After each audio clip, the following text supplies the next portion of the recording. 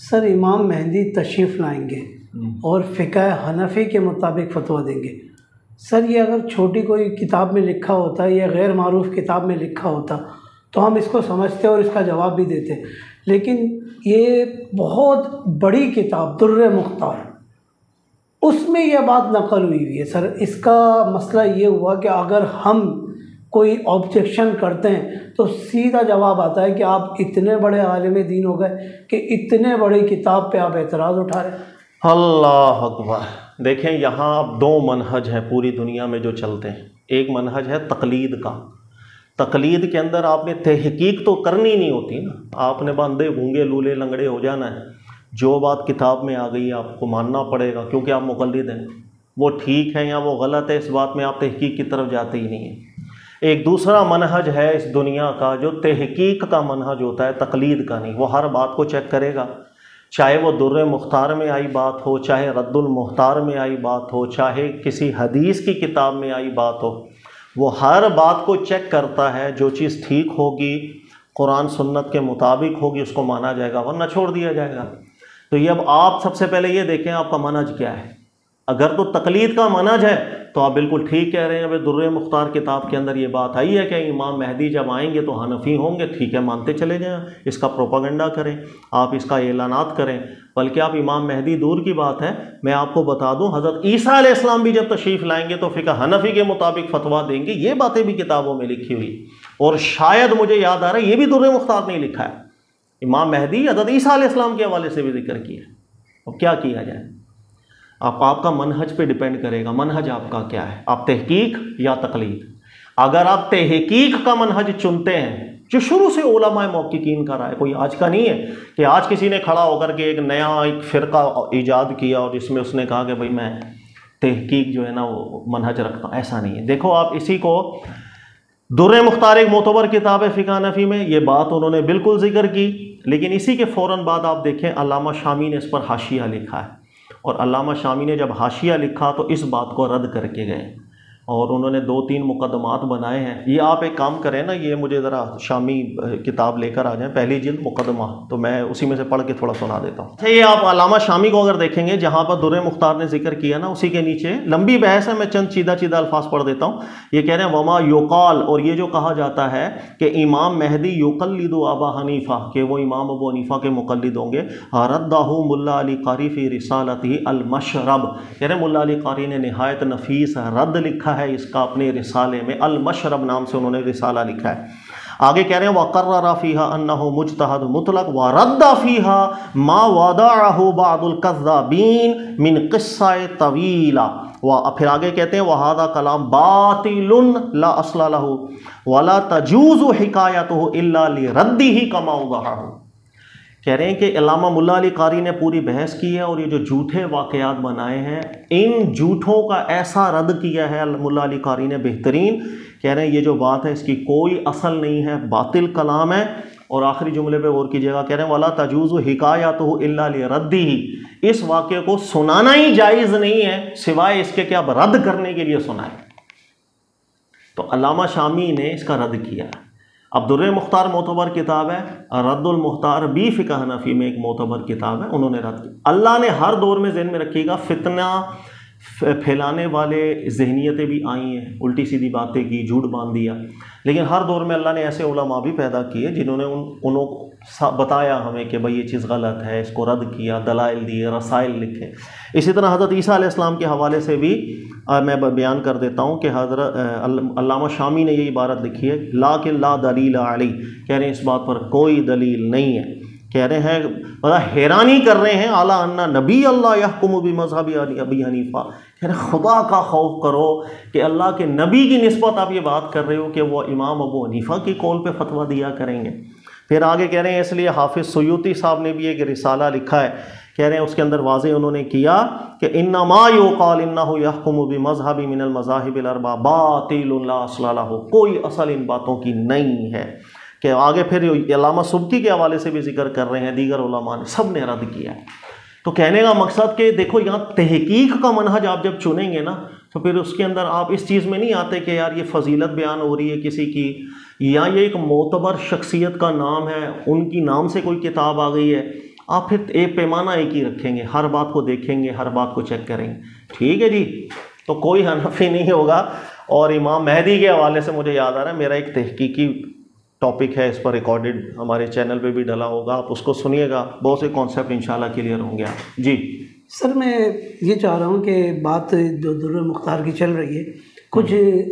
اور بھی مزید اس میں ایڈیشن ہوا ہے، خالی بات یہیں تک نہیں رک گئی۔ جب معاملات اللہ تعالیٰ کے فضل سے یہ ریکارڈنگ ہو رہی ہے اور لوگوں تک یہ حقائق پہنچ رہے ہیں، تو اور بھی باتیں جو بعد میں کوئی آبجیکشن اٹھاتے، تو میں یہ سوالات مزید تھوڑے سے کرنا چاہ رہا ہوں کہ ایک حدیث کو بھی نقل کیا گیا ہے کہ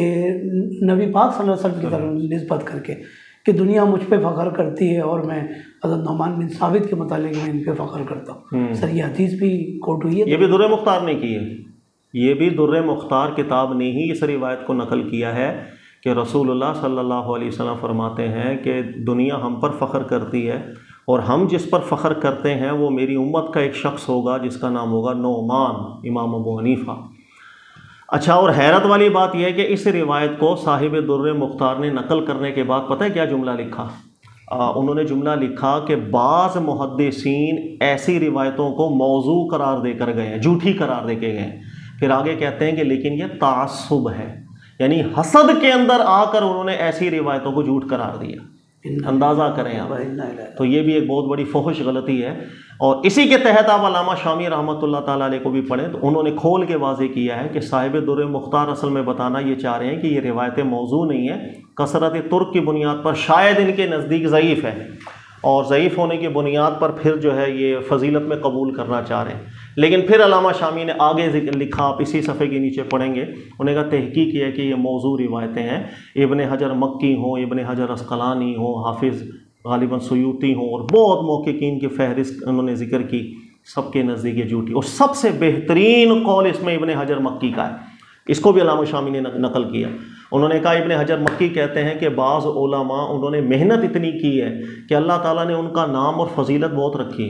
دنیا ان کو اچھے ناموں سے یاد کرتی ہے، تو کہا کہ ان کے لیے جھوٹی روایت گھڑنے کی ہمیں ضرورت نہیں، محتاجی نہیں ہونی چاہیے، یہ بات بھی نقل کی۔ یہ ٹھیک باتیں نہیں ہیں، اور کوئی تعصب کسی کو نہیں ہے، محدثین کو کسی سے تعصب نہیں تھا، محققین علماء، جو محقق ہوتا ہے وہ متعصب ہو ہی نہیں سکتا، اور جو متعصب ہوتا ہے محقق ہو نہیں سکتا۔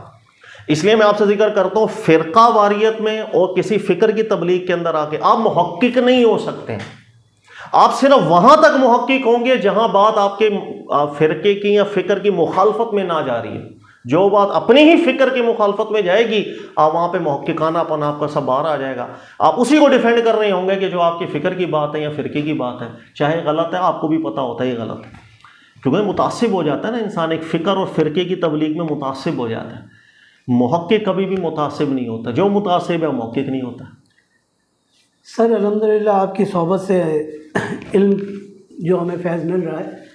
تو ہم مشاہدہ بھی کرتے ہیں، خالی آپ ہمیں پڑھا کے چھوڑ نہیں دیتے، ہم ان چیزوں کا مشاہدہ بھی کرتے ہیں۔ یہ جو میرا سوال ہے اس سے ریلیٹڈ تو نہیں ہے، لیکن اس کتاب سے ریلیٹڈ ضرور ہے۔ ایک مسئلہ ہے کہ مردے کو امامہ پہنانا، اس پہ مردے کو جو امامہ پہناتے ہیں ہم لوگ، مردے کو امامہ پہنانا، علامہ شامی نے جو اس کا رد کیا ہے اس بات کا نا، یہ بات بالکل غلط ہے، بلکہ قیلا کہ انہوں نے کہا کہ یہ کسی نے کہہ دیا کہ اگر مردے کو جو عالم دین ہے اس کو امامہ پہنانا مستحب ہے، اور اس کا رد کیا ہے۔ اچھا، رد جو علامہ شامی نے کیا ہے اس بات کو تو ہم نے سائڈ میں ڈال دیا کہ ان کی تحقیق کیا ہے، ہم نے وہ اٹھا لیا کہ امامہ پہنانا مردے عالم دین کو مستحب ہے،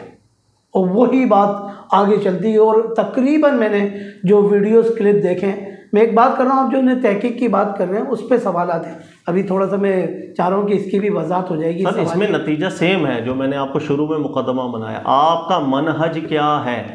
آپ تقلید کو چن رہے ہیں یا آپ تحقیق کو چن رہے ہیں؟ اگر تو آپ نے تقلید منہج کو چن لیا تو تقلید کا مطلب ہے بس اندھے گونگے کے لولے لنگڑے ہو جاؤ، آپ کو جو بات ملے اس پر عمل کر لو، بس ٹھیک ہے۔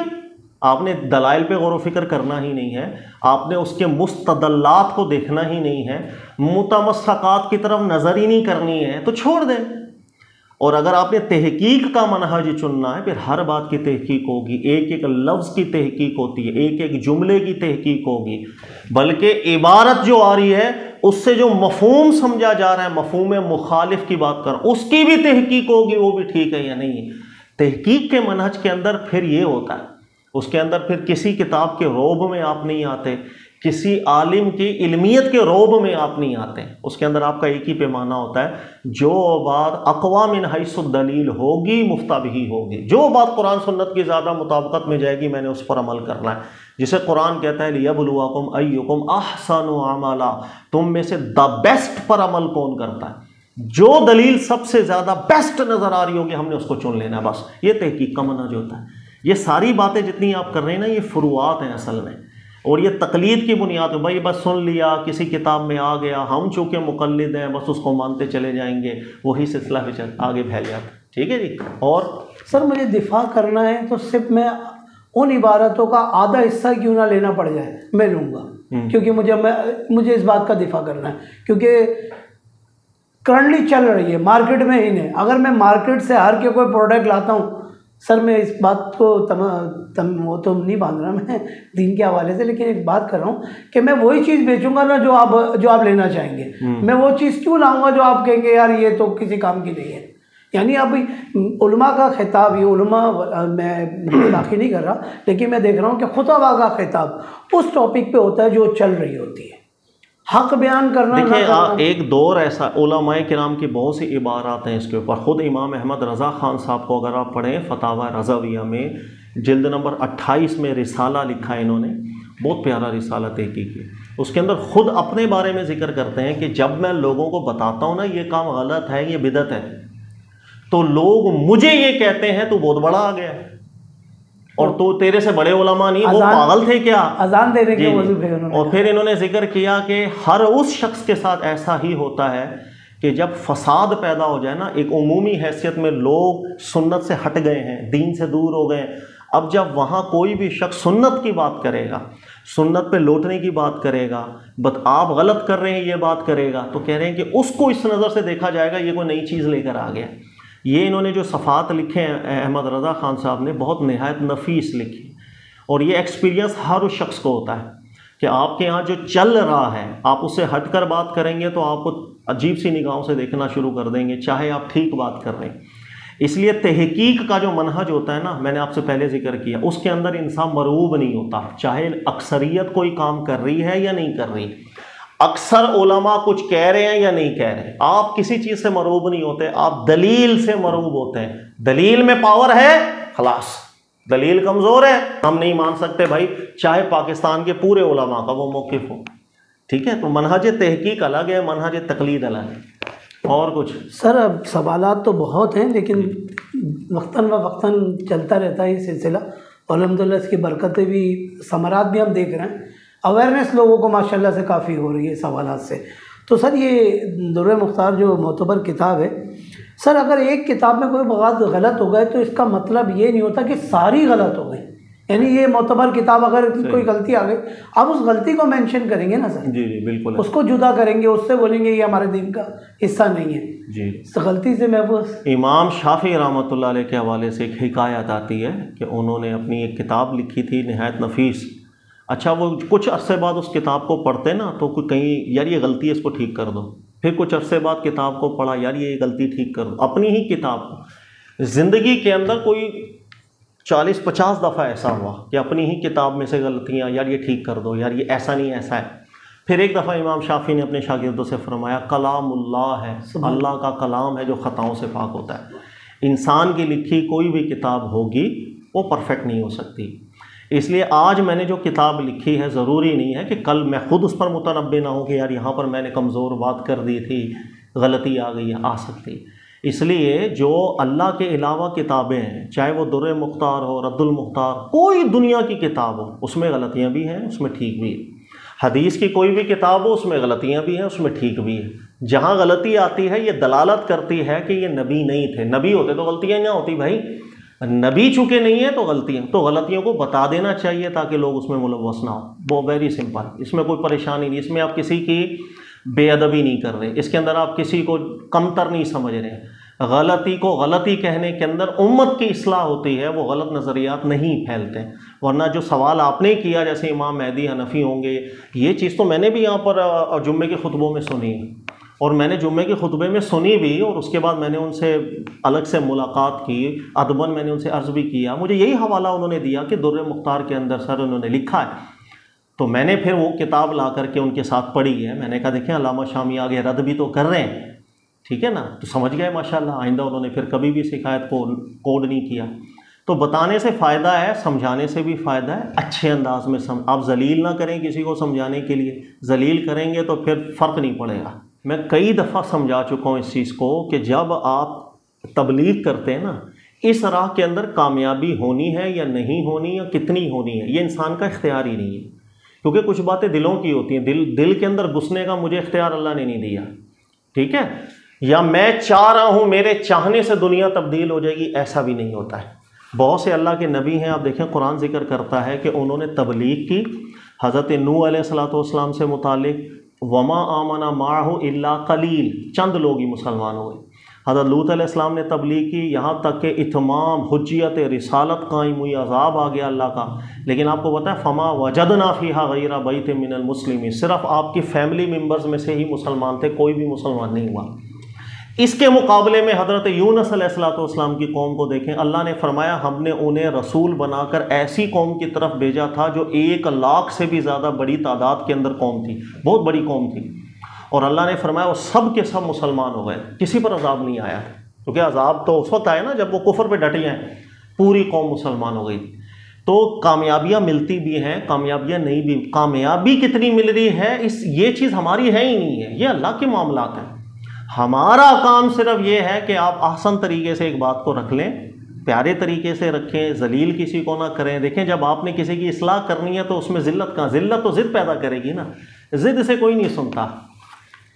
سر ایک بات اور بھی وضاحت کر دیں کہ بہت مشہور ہے کہ اسی میں کتاب میں ہی شاید نقل ہوا ہے کہ ایک ٹانگ پہ امام اعظم خانہ کعبہ میں تشریف لے گئے اور ایک ٹانگ پہ پورا قرآن پڑھا۔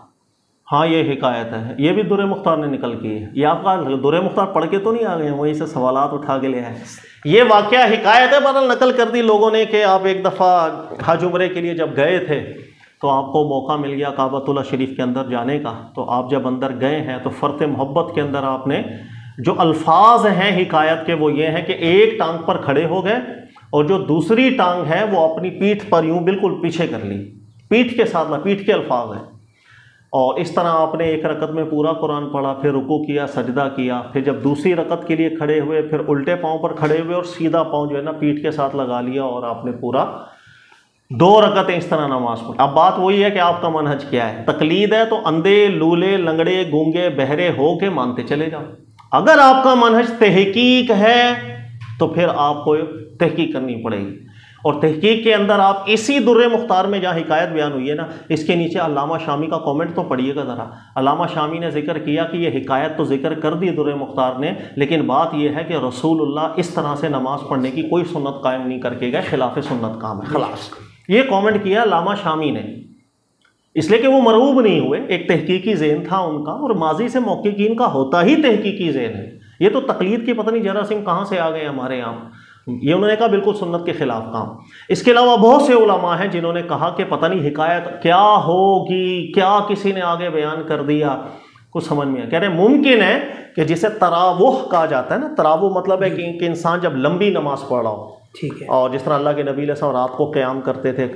مبارک پیر شریف پر سوجن آ جاتی تھی، تو جب کبھی لمبا قیام ہوتا تھا نا تو اللہ کے نبی علیہ السلام کھڑے کھڑے انسان تھک جاتا ہے، پھر وہ کبھی اپنے ایک پاؤں پر زور ڈال دیتا ہے، ایک کو ڈھیلا کر لیتا ہے، پھر دوسرے پاؤں پہ زور ڈالتا ہے، اس کو ڈھیلا کر دیتا ہے، اسے تراوح کہتے ہیں۔ تو کہہ رہے ہیں ممکن ہے امام ابو حنیفہ نے تراوح کیا ہو، لمبا قیام کیا ہو، تھک گئے ہوں تو ذرا ادھر ٹانگ پر وزن ڈال دیا، ادھر وزن ڈال دیا،